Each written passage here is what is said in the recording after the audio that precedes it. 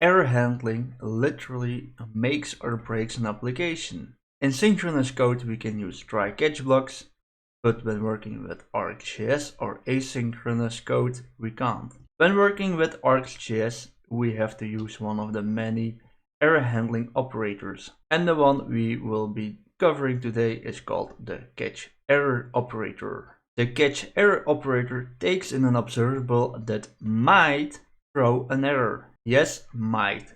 So we have two scenarios. Scenario 1, let's call this the happy path, is that the input observable just completes normally and it doesn't throw an error. In this case, the catchError operator will do absolutely nothing except for returning the original observable. Scenario number 2 is when our observable emits an error. In this case, catchError will pass the error to our error handling function that we provide. This error handling function can do two things. It can return a fallback observable, so a fallback value, or we can rethrow the error with a different error message, for example. In this video, we'll cover how to catch error, get it, and provide a fallback value, or how to rethrow the error. So I've set up a very basic example where we take an HTTP call which might emit an error. We add a pipe operator on it, and in the pipe operator we perform a switch map just to mimic an HTTP error. And then with the catch operator we can return a fallback value of empty array if we expect some array to be returned from the API.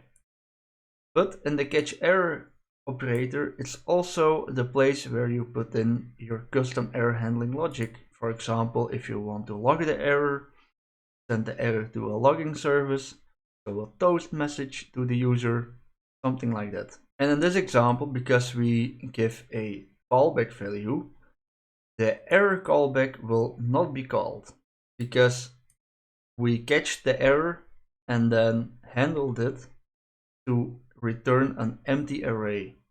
In case we return the error, in the example that we see a little bit later, then the error callback will be called. And let's say we want to edit the catchError to rethrow the error instead of returning a fallback value, we can just do this by returning throw error, provide a function to it, and we just provide a new error message, wrong.